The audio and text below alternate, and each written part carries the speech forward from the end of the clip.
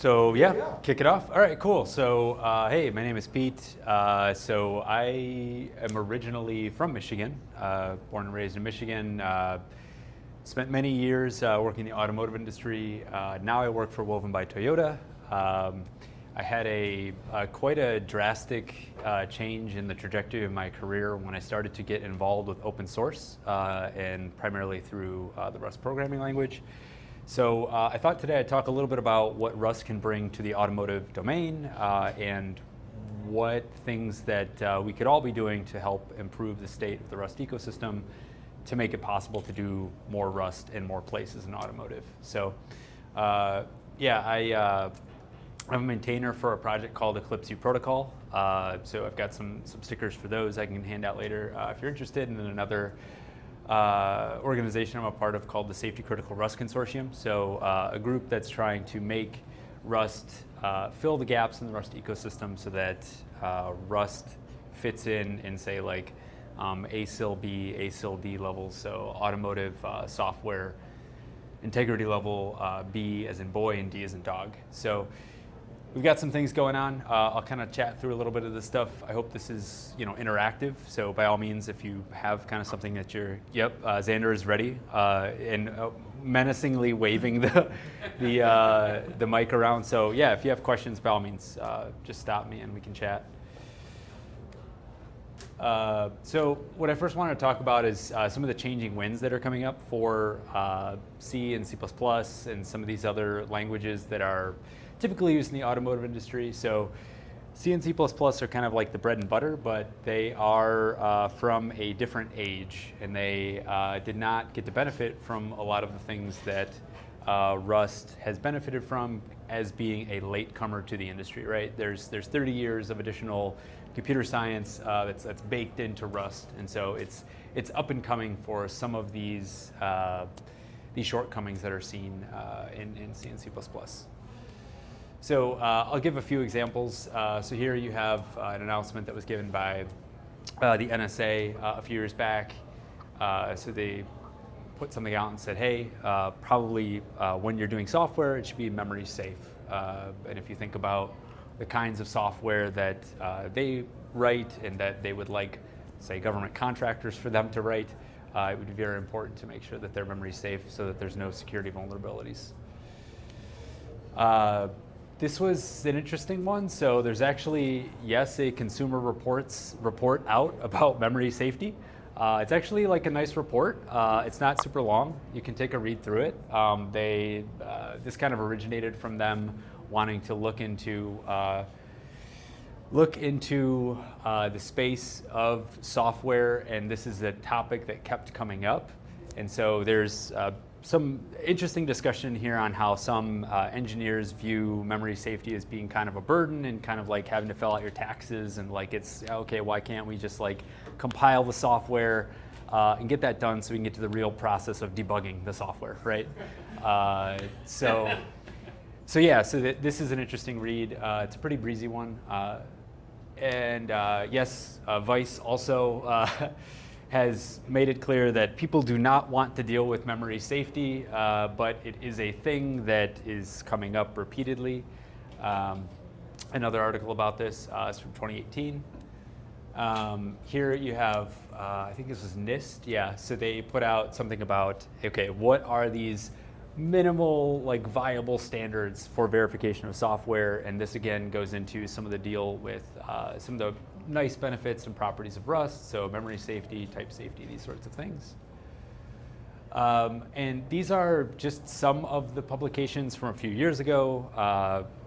Really the pressure and kind of regulatory environment has only made it more challenging for C and C++ since then. So what can we do? What is possible out there? What's okay? Oh, you're at a Rust meetup. All right, cool. For me, I really gel well with what Nico has to say about what Rust is and can be and should be. Rust can definitely be used for lots of different kinds of software. You might be familiar with, say, like Dioxis, right? It's like like a toolkit for doing GUIs that you can do on like your mobile device or desktop. But I do vibe a lot with this, which is I see Rust's mission as making it dramatically more accessible to author and maintain foundational software. So what does that mean? By foundational software, I mean the software that underlies everything else, right? So if you think about it in, say, an automotive context, you know, what middleware are you using, what firmware are you using, what drivers are you using? These are things that are very rich and ripe territory to be written in Rust. I love this slide. This slide goes over well with management, okay? So the way that I like to view it is Rust is not perfect. Rust is a tool that will help you get the bowling ball down the lane. Now, whether you hit one pin or you hit, you hit a strike, that is a totally different question. The question is, can you actually get the ball down there and touch at least one pin, right? So type safety, thread safety, memory safety, these are all properties that Rust brings to the table that can at least let you get down there. Whether you hit them all or not, it's a separate concern. And that goes into like business requirements and all that stuff. So an interesting study, again, this is a few years old now, but the trend is a very positive one that you can see here. So the Google Android team, they said, okay, we have a lot of C code, a lot of C++ code, we've got a lot of Java code. Can we try to introduce another language that has these memory safe properties and see what happens to our code base over time, see what happens to the memory vulnerability count over time. And so you can see that there's a very clear trend line going down here. So if you look at it, blue here is new memory unsafe code, red is memory safety vulnerabilities. You can see that year over year, they are shipping less and less memory unsafe code, and they're having less and less memory safety vulnerabilities. It's a cool study if you'd like to read it. It more or less says, which I think makes a lot of sense, hey, if you have C and C++ code that exists and you don't have business need to change it, great, don't. Just leave it there, sitting there, don't touch it, and the bugs will naturally be eliminated from it over time, right? Like the code that you wrote 5 years ago that's been in heavy use, probably you found a lot of the bugs, right? So that's what has kind of occurred over time for them as they've introduced more Rust and reduced their reliance on memory unsafe languages. Key important piece in automotive. We have a lot of C and C++ code. Yeah, go ahead. I would also like to note that since you made this slide, Google took down half the internet for a couple of hours with a null pointer deref. Rust is not to blame for that. No, I don't know. Did they give like a postmortem? Yeah, and that was in the postmortem. As it was a null pointer deref. Okay. In some legacy, C or C++ code. I wonder if you look for like resumes from ex-Google employees. Was there one more?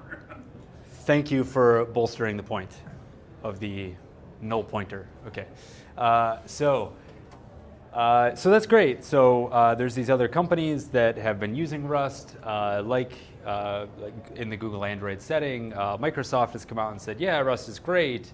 Firefox has integrated some Rust into it. But the question is, okay, there's a difference between security and safety criticality, right? There's a difference between making robust software and making software that is so robust that you would stake your life on it, right? There's a difference between those things. And so the question is, can we use Rust in a safety critical setting where some mistake could lead to loss of life and limb?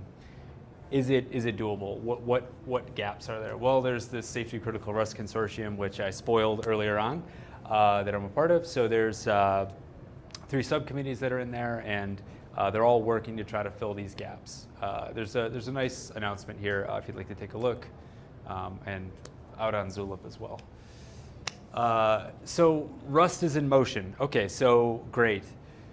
I've told you memory safety, type safety, thread safety, but is anyone actually doing this? Are there examples? Yes, I'm glad that you asked. So adoption, Infineon, so a chip vendor, is getting involved with Rust. You've got Vector involved with Rust. Aptiv, like Christoph Pittig, based out of Germany, he's doing a lot of awesome work with C++ and Rust compatibility through WebAssembly. Ampere is always out there talking about usage of Rust and how it improves security. Volvo Cars has now, I think, a couple of models that are rolling off the line that incorporate Rust into them. So it's out there. That's great. But these are typically in either non-safety critical domains, or these are in domains where it's a lower level of criticality. So it's coming along. MISRA C. I can't say much because I have a friend now that's on the MISRA C committee. So, but I have heard a lot of things about this document that people don't like it too much. It's challenging to use, these kinds of things. Okay, fair enough. Put that to the side. 50% of the rules in there are irrelevant to Rust. So if you write and compile a Rust program, you can flatly ignore half of the things that are written in here. Because by construction, when you compile a Rust program and what you get out the other side, you have basically made disapplied half of these rules. Ferrocene, so you may be familiar with Ferrocene, so it's from Ferrous Systems, so it's a safety critical compiler for Rust. Basically takes from the upstream and adds a couple tests here and there and does a couple things and then does a qualification process. One of the greatest things to come out of this actually was the Ferrous language specification, right? Or Ferrocene language specification, rather.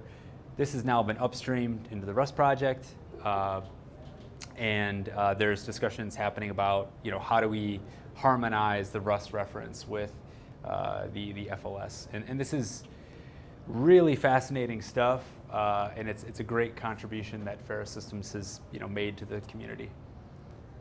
It's considered de facto now. There's another vendor. Shout out to Adacore, but so okay, great. So there's a bunch of rules in MISRA C which are used in automotive software that don't apply. Great. There's companies that are starting to use Rust in production. Great. And there's a safety qualified compiler. Great. What about being able to target the platforms we care about? Yeah, that's there too.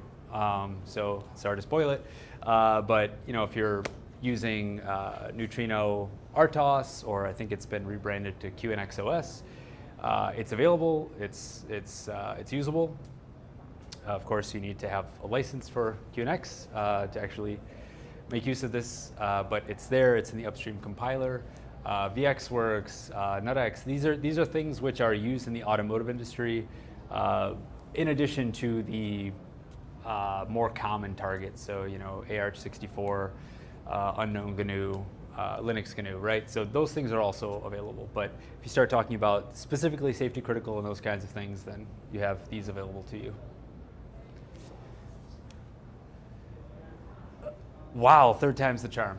So Safety Critical Rust Consortium. So there's a few different groups in here. So there's tooling, there's coding guidelines, and there's liaison. So you add Rust, you add Safety Critical, you get these group of people that are very passionate about software quality and the preciousness of human life. And they say, well, I never want to be responsible for software that could hurt someone. And they say, okay, well, let's come together and build this thing. So this is a great group of people from all around the world. It's easy to join. I'll share a little bit more later. C++ and Rust, they will coexist for a long time. They will coexist realistically for a very, very long time. And that's not a bad thing. I mean, if you already have a lot of software written in C++, there may just not be a business reason to change that. Because frankly speaking, software rewrites can introduce their own different sorts of bugs, business logic bugs and these sorts of things. There's this initiative that's led out of the Rust Foundation by John Bauman, and it seeks to figure out how these two communities, the C++ community and the Rust community, can better work together. And one of my favorite things that he talks about is social interop. You know, let's hang out. Let's figure out what each other's problems are. Okay, you're having that problem, I'm having this problem. Okay, all right, let's get a drink about it. You know, like figure out how we can solve this stuff together. So I really appreciate that framing because yeah, when you get a bunch of C++ and Rust people in a room that are very passionate about making correct software, they come out with really interesting ideas. So if we talk about in the context of, okay, safety critical, this was a diagram I put together.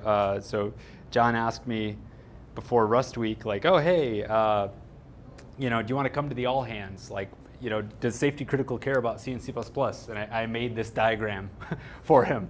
I was like, well, kind of. You could see it's not exactly a circle, but wow, there's a lot of overlap there. And then up on the top right here, you can see just kind of the landscape of how you can get from one language to another. So you can use C++ from Rust, you can use C from Rust, and so on. So this is another part of the ecosystem that the initiative here is working to improve and remove some of the sharp edges from.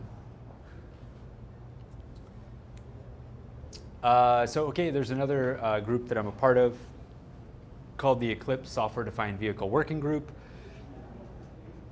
It is a great place to go if you like Rust and you are interested in the domain of automotive. Why? They have at least 4 projects that I counted that are quite high quality that are written in Rust that you can take a look at. So if you've ever been curious, like, okay, what does Rust code look like that's in the open source that's used in a domain that I might be familiar with or interested in, this is a good place to start. So you've got Kuxa, uProtocol, Zeno, and Isorix. So yeah, feel free to look them up later if you're interested. There's also a special interest group for the Rust programming language within this Eclipse SDV working group. So primarily it's like a place that people can show up and talk about it. Yeah? Is that Eclipse like the old Java?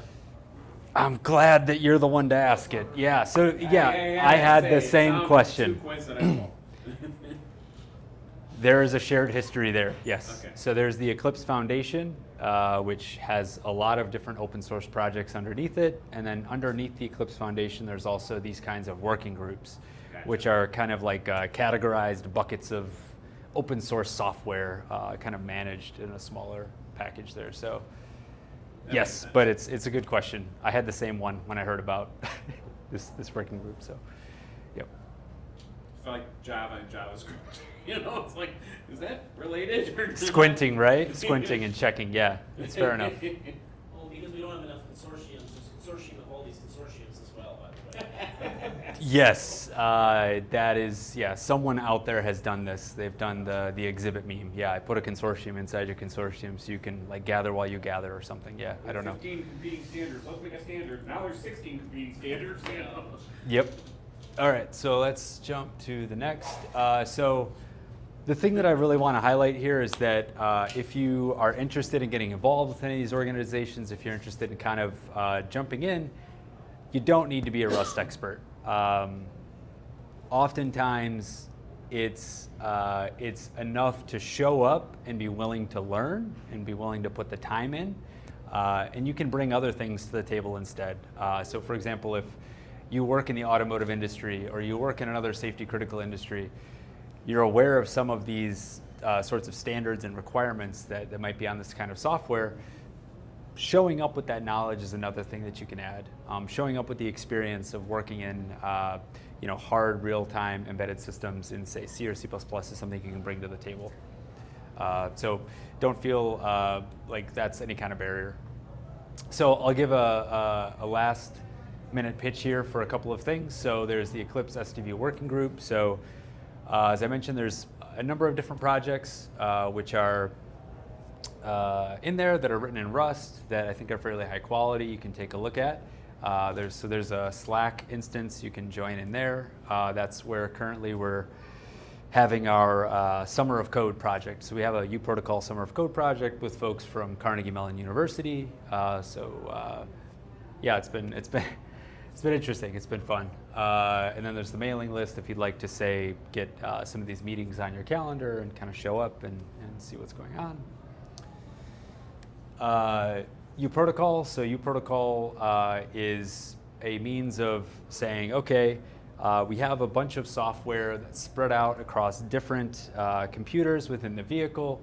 How can we design what's called a service mesh so that we can move software around between different compute nodes in the car? If we have an upgrade to some hardware in the future, how can we move it from generation I to generation I+1 in an easier way? So it's intended to be kind of like a communication abstraction layer, so you can have underneath it other things like NATs or 0MQ or whatever it might be. And then, yeah, finally the Safety Critical Rust Consortium. So we have a URL now. It's great. arewesafetycriticalyet.org. The answer is it depends.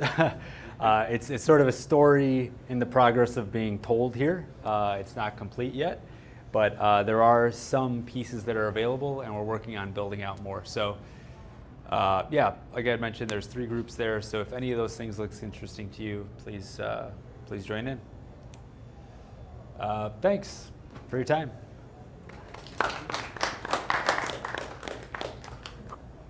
Does anyone have any questions or comments that they would like?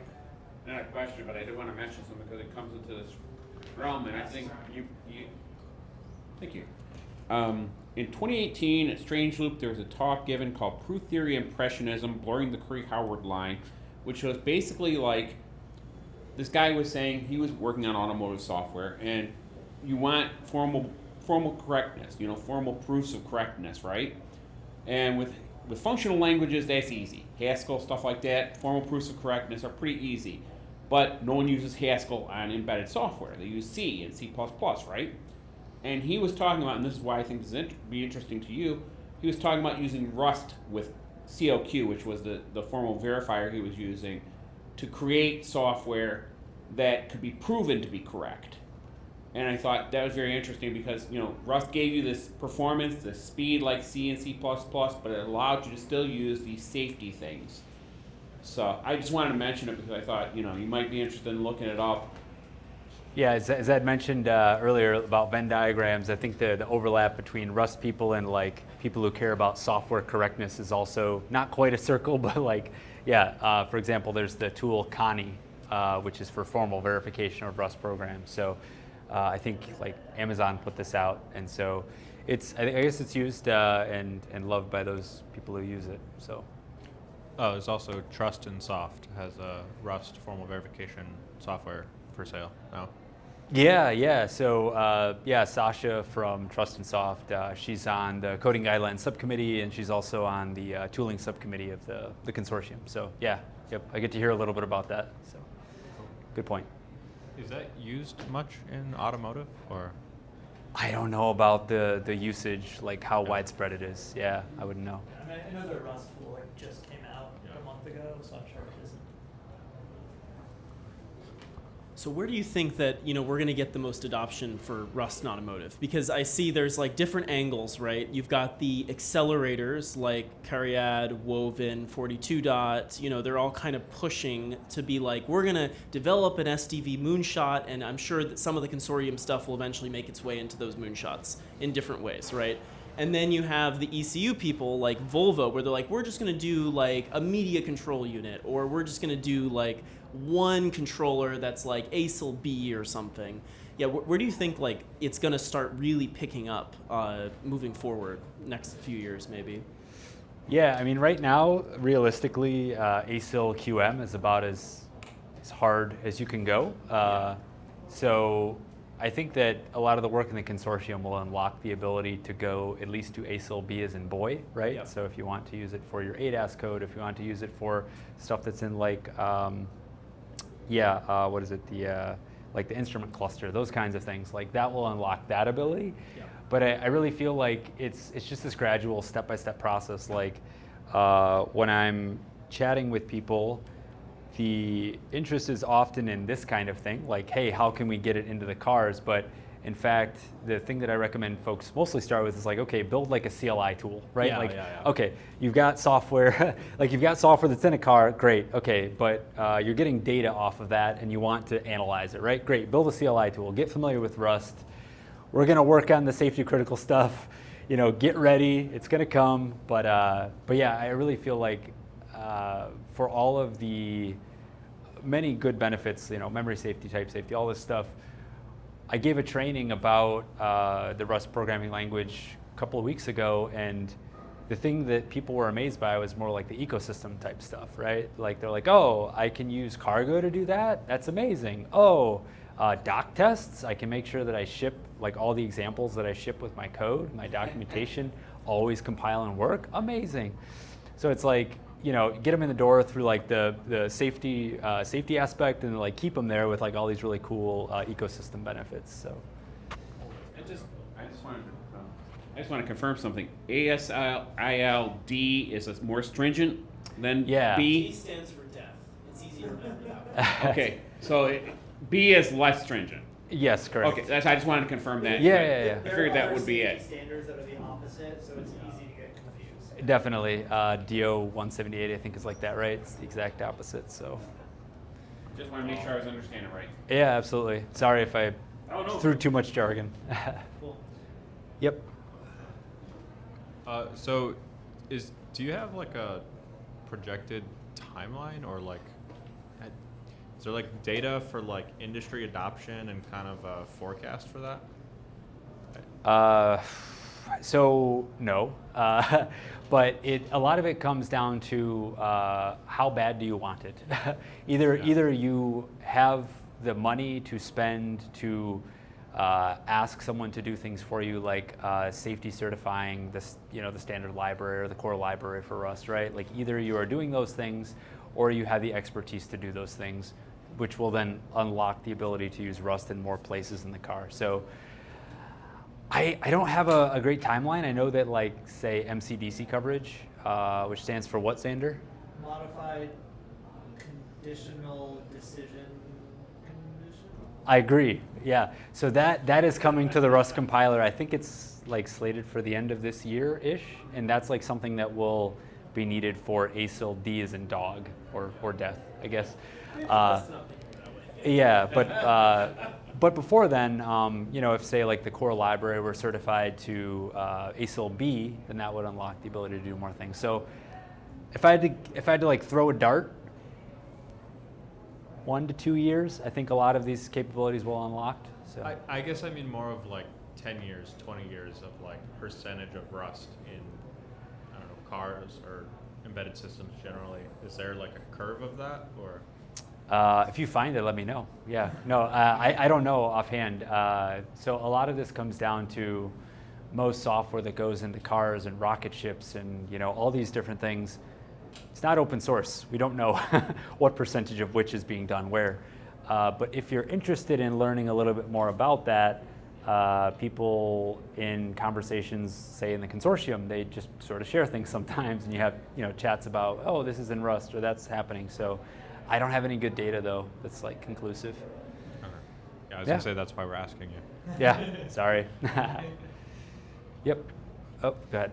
At Rust Week, Nico was fond of pointing out that it was only 11 or 12 years ago that he was looking at the standard for success of Rust was if somebody built a project in Rust and didn't tell the Rust core team about it.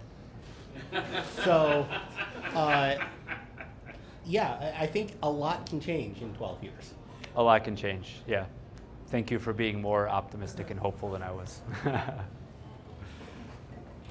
I just wanted to ask, because this seems like the right room to ask this in. I've got experience as a software developer, and I know enough to know I can't write embedded software. Where do you start if you wanted to get into embedded? I mean, whether it's Rust or, automotive or whatever. Do you guys have any recommendations, like courses you can look at or anything like this? I'm sure there's going to be a lot of answers in the room, but for example, what is it? It's called like Awesome Embedded Rust or something. There's a GitHub repo for this. Raspberry Pi Pico programming in Rust is very fun. Okay. Yeah, so there's a Rust embedded book, much in the same way that there's like the basic Rust book. Okay. And there's been 2 different versions of that. The first was with an STM board. Now it's with the BBC microbit. So those are both out there and available. There's the awesome embedded Rust, which I think was written by Omar Hiari from the This Week in Embedded Rust newsletter.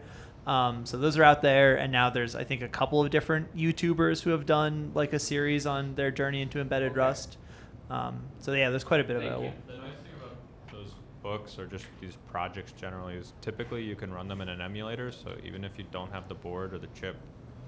And also embedded means a lot of things to a lot of people. Like headless Linux is embedded for a lot of these things. I mean, even in the automotive stuff, a lot of the stuff you work on is Linux.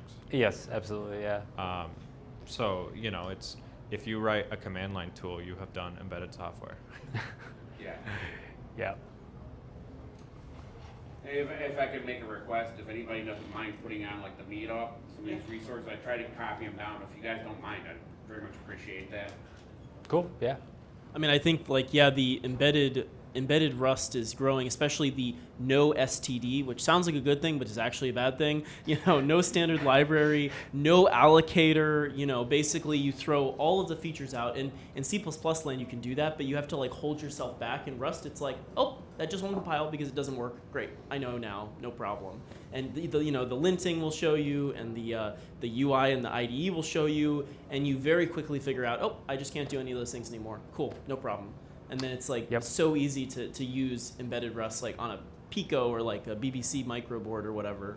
Yeah, but what I wanted to say was I think it's interesting because I think the adoption of embedded Rust is also growing alongside the adoption of more embedded Linux at higher ASIL levels, like simultaneously. I think because I was at the Red Hat Summit a few weeks ago, and they announced Red Hat in-vehicle operating system, Rivos, which is basically ASIL B certified Linux. So you can run it in your cluster. You can run it in the hypervisor of your MCU if you have high performance compute or whatever. And so that's kind of, I think the beginning of that is, people starting to layer Rust on top of like those certified Linux. There's also the Wind River one, all of those. So yeah, it's kind of interesting. Yeah, it's true. Yeah, I mean,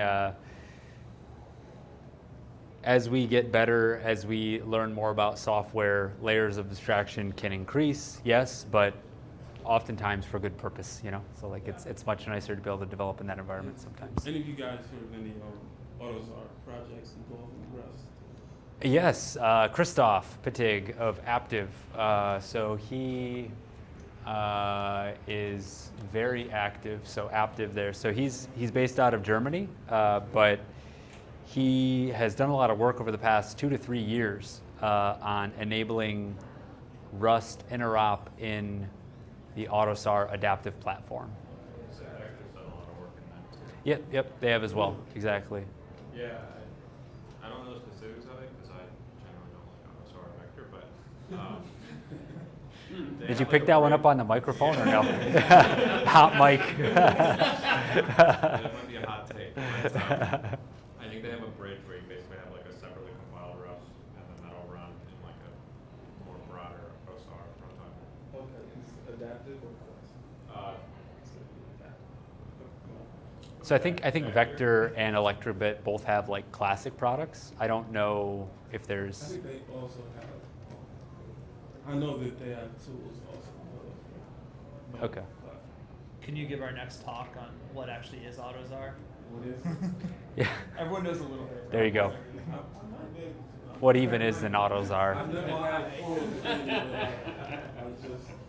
All right, I think we can probably break from the formal. I think we can. part of the and evening. And I that can way go Pete sit can down and drink my Diet Coke some more. All All right. Off the recording Cool. stuff, and we can obviously just continue to chat. Sounds good.